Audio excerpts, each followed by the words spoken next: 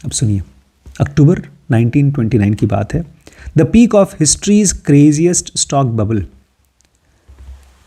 History का सबसे पागलपन स्टॉक बबल आया, मतलब बहुत तेज उछाल आया स्टॉक मार्केट में।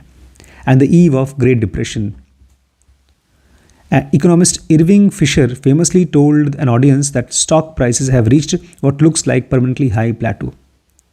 अब वो डिप्रेशन जस्ट आने वाला है, ग्रेट डिप्रेशन। ग्रेट डिप्रेशन मतलब मार्केट में से पूरा पैसा खत्म हो जाएगा, नौकरियां चली जाएंगी। अब वो आने वाला, अभी आया नहीं है, लेकिन उस समय एक बहुत इंटेलिजेंट इकोनॉमिस्ट हैं जो पढ़ते हैं मार्केट को, उसका नाम था इरविंग फिशर। वो क्या कहते हैं, स्टॉक इतना ज़्यादा अच्छे से ग्रो कर रहा है कि अब कभी गिरेगा ही नहीं।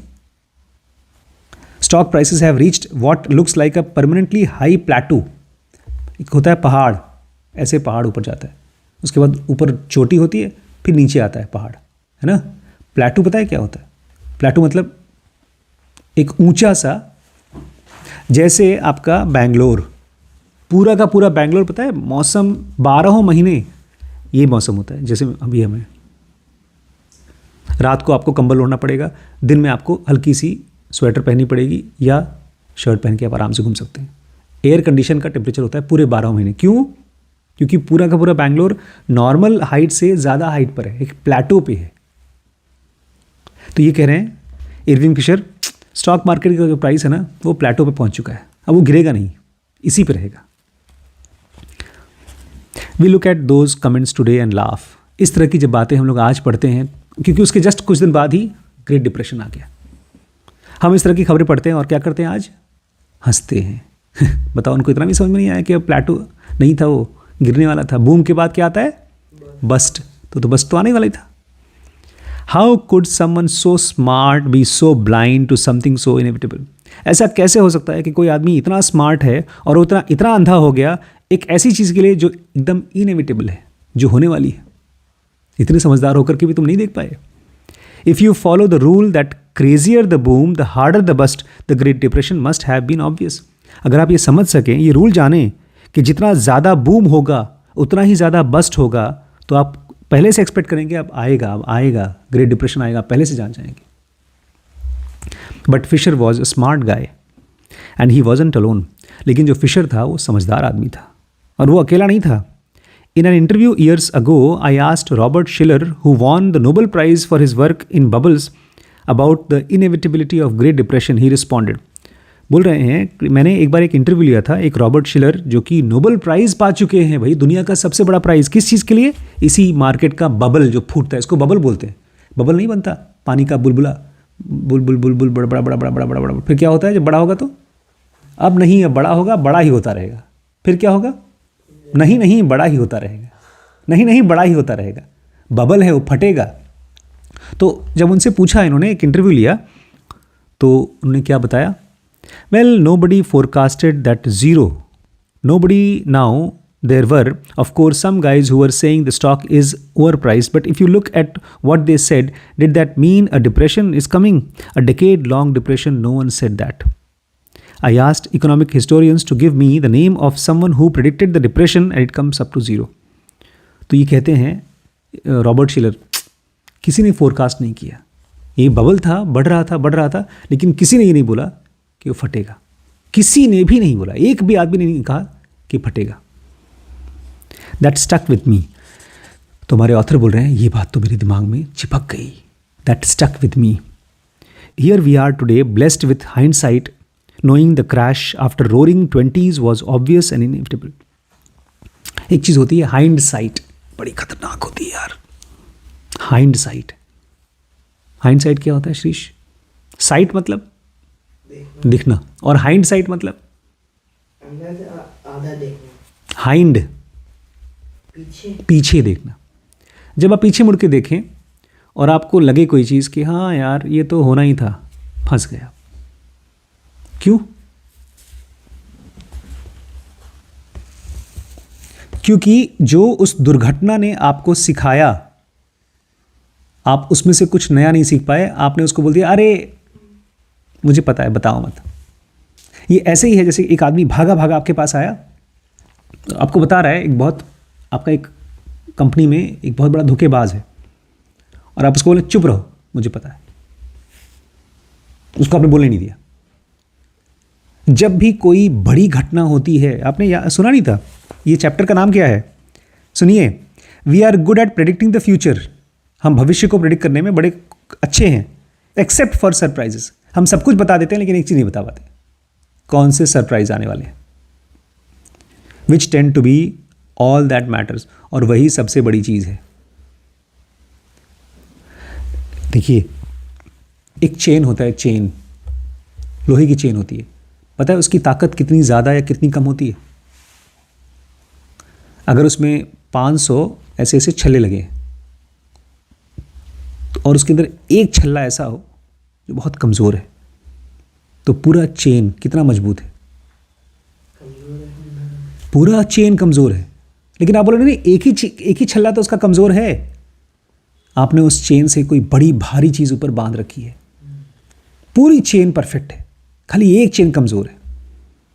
और अब आप ये मालूम करना चाहते हैं कि ये चेन कहाँ से बन के आई थी, और पता चला ये चेन का जो छल्ला है वो 5 अलग अलग जगहों से बन के आई थी। आप पांचों के पास गए और पांचों ने कहा ये सब हमने भेजा है सर, लेकिन वो जो एक छल्ला है वो हमने नहीं भेजा था, वो कहीं और से आया है। कहाँ से आया, कहाँ से आया? पता चला किसी ऐसी लोकल छाप में से ला करके उसमें लगा दिया था। फिर आप पूछेंगे, आपको पूछना चाहिए कि वो लाया कौन, कि लोकल छाप से सामान लाया कौन। फिर उसको पहचान करके उसको पहले नौकरी से निकालिए। उसके बाद आप अपने HR डिपार्टमेंट में जाइए और उसका इंटरव्यू किसने किया उसको पूछिए। ये मैं चेन के बारे में बात कर रहा हूँ, लेकिन ऐसे लोग बनाते हैं ब्रिजेस, बड़े बड़े एक्सीडेंट्स हो जाते हैं, ब्रिज टूट जाते हैं। तो लाइफ में जो सबसे इम्पॉर्टेंट घटनाएं होती हैं वो सरप्राइजेज होती हैं, और वही आपको सिखा सकती हैं। लेकिन हम सरप्राइज के लिए क्या बोलते हैं? हमको पता था यार, ये तो सबको पता है। जैसे ही आपने सरप्राइज के लिए बोला सबको पता है, हमको पता है, आप भूल गए, अब वो नहीं सीखेंगे आप उसमें से कुछ। आपने उस छल्ले के बारे में कह दिया, हाँ हाँ कमज़ोर था यार, ठीक है, होगा, कोई लाया होगा। आपको इन्वेस्टिगेट करना है। पता है हवाई जहाज़ में क्या करते हैं? जब एक्सीडेंट हो जाता है, प्लेन क्रैश हो जाता है, तो क्या करते हैं? ब्लैक बॉक्स होता है, उसको निकाल करके इन्वेस्टिगेट करते हैं। ऐसे ही आपको पास्ट को देखना है और आपको खुद से पूछना है, यार ये चीज़ मैंने पहले से क्यों नहीं समझा, कौन सी चीज़ है जो सरप्राइज़ की तरह आई। आज हम लोग पीछे की तरफ देखते हैं और हम 20s के बारे में बोलते हैं, यार वो तो होना ही था, बड़े कॉन्फिडेंस से। But for those who lived through it, people for whom 1930s was yet to be discovered future, it was anything but.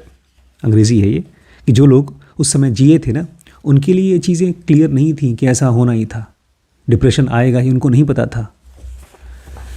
2 things can explain something that looks inevitable but wasn't predicted by those who experienced at the time. अब सुनिए important चीज़, 2 चीज़ें हैं, 2 चीज़ें that can explain something that looks inevitable but wasn't predicted by those who experienced about the time. अगर कोई ऐसी घटना हुई जो इनएविटेबल है, मतलब होने वाली है, लेकिन फिर भी लोग नहीं देख पाए, तो उसके पीछे 2 वजह है। सबसे पहला, either everyone in the past was blinded by delusion. सबसे पहला, पास्ट में सारे के सारे लोग अंधे हो गए थे डिल्यूजन से। डिल्यूजन मतलब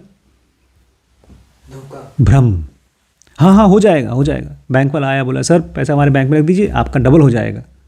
ये भ्रम है आपका। एक आदमी बोलता है, साहब हम आपके साथ काम करेंगे और बिजनेस करेंगे और खूब खूब पैसा कमा के देंगे, और आप उसकी बात मान जाएं। ये क्या है? डिल्यूजन है।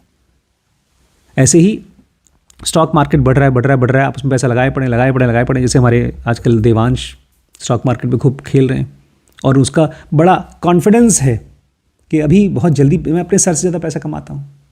सर ट्यूशन में कमाते हैं 1000 रुपये, मैं तो 1500 रुपये कमा लेता हूँ। ये जो कॉन्फिडेंस है, ये है भ्रम। Either everyone in the past was blinded by delusion और everyone in the present is fooled by hindsight. और दूसरी ऑप्शन क्या है, दूसरी पॉसिबिलिटी क्या है? आज जो लोग आप यहाँ बैठे हैं, आप मूर्ख बन रहे हैं हाइंडसाइट से। जब आप पीछे की तरफ देखते हैं और बोलते हैं अरे ये तो मुझे पता था। या तो आप भविष्य में जो पास्ट में लोग थे वो लोग डिल्यूजन में हैं, या आप बेवकूफ़ हैं। We are crazy to think that it is all the former and none of the latter. हम जब कहते हैं ना पास्ट के बारे में कि अरे वो पास्ट में हुआ था यार, वो तब था अब नहीं होगा, तो आप पागल हैं। आपको लगता है कि तब था और अब नहीं होगा? जो दुर्घटना पहले हो चुकी है अब नहीं होगी। अगर आप ऐसा सोचते हैं, आप कौन हैं? पागल हैं आप। The Economist, a magazine I admire, publishes forecast for yearly ahead of the January. This January 2020 issue did not mention the single word of COVID-19. सुनिए, Economist एक मैगजीन है, बड़ी अच्छी मैगजीन है, हर साल फोरकास्ट करती है कि कंपनी के स्टॉक कितने बढ़ेंगे कितने नहीं बढ़ेंगे, और उसमें क्या नहीं लिखा, एक भी शब्द नहीं लिखा कोविड-19 का। पता है कोविड-19 की वजह से कितने बड़े स्टॉक में झटके लगे हैं। गवर्नमेंट को अरबों रुपए प्रिंट करके पब्लिक में बांटना पड़ा है, अमेरिका में सब जगहों पर। यहाँ पर देखा नहीं, घर घर जाकर के खाना देना पड़ा है।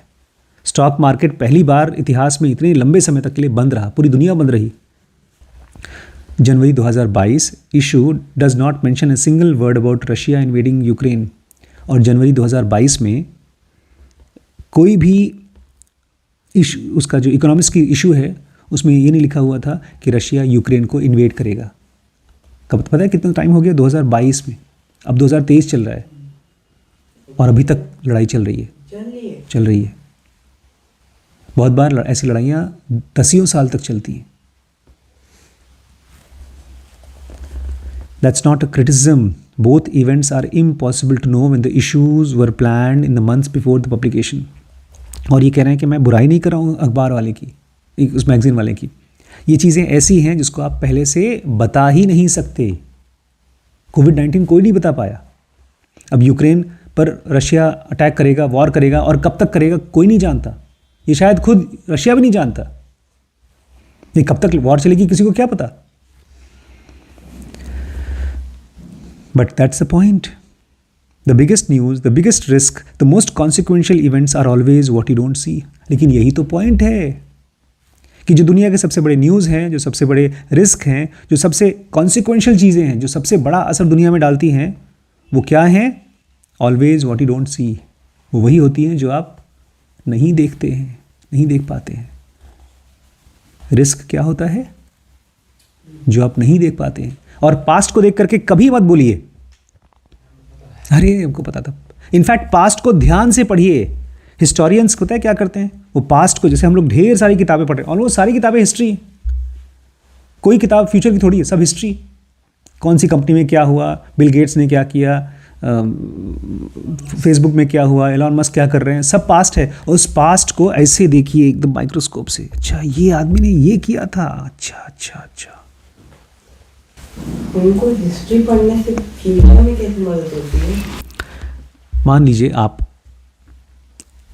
कल के बारे में चेक करते हैं कि सूरज निकला था और फिर डूबा था, किस डायरेक्शन में निकला था और किस डायरेक्शन में डूबा था। अगर आपने कल के बारे में मालूम कर लिया तो क्या ऐसा पॉसिबल है कि कल भी वैसे ही सूरज वहाँ से निकले? ऐसे ही जब एक देश में लड़ाई होती है, जैसे अभी यूक्रेन और रशिया में लड़ाई हुई, तो अगर आप ढेर सारी लड़ाइयों को स्टडी करें तो आपको एक पैटर्न निकल के आएगा कि लड़ाइयों में ऐसा होता है। जैसे हम लोग बीमारियों में क्या करते हैं, एक मरीज़ बीमार पड़ता है, उसको स्टडी करते हैं तो हम फ्यूचर की बीमारियों को, वैसी बीमारियों को प्रेडिक्ट कर सकते हैं। History is basically photograph of future. It's a proper photograph of future, बशर्ते आप उसको ध्यान से देखें। आप तो बोलेंगे पास्ट में है तो मैं सब जानता हूँ, गए। इसलिए कहा जाता है हिस्ट्री रिपीट्स इटसेल्फ। हिस्ट्री हमेशा अपने आप को रिपीट करती है। अगर आप फ्यूचर को जानना चाहते हैं तो पास्ट को खूब ध्यान से स्टडी करिए। पास्ट में दूसरों का पास्ट प्लस अपने पास्ट को भी कि यार मैंने ना पहले ऐसा किया था इसलिए मैं फेल हो गया, इसलिए मुझे ऐसे करना चाहिए। Never be confident about past, always ask question about past. Ask fact कि यार देखो मैं नहीं कर रहा हूँ, एक्सरसाइज नहीं कर रहा हूँ, या मैं पढ़ नहीं रहा हूँ, या जो भी कर रहा हूँ, एक अपना हिस्ट्री को रिव्यू करो, रिसर्च करो, स्टडी करो, और फिर उसमें से नया कुछ निकल के आएगा फ्यूचर में। बिकॉज रिस्क क्या होता है? वॉट यू डोंट सी, जो दिखता ही नहीं। ठीक है दोस्तों।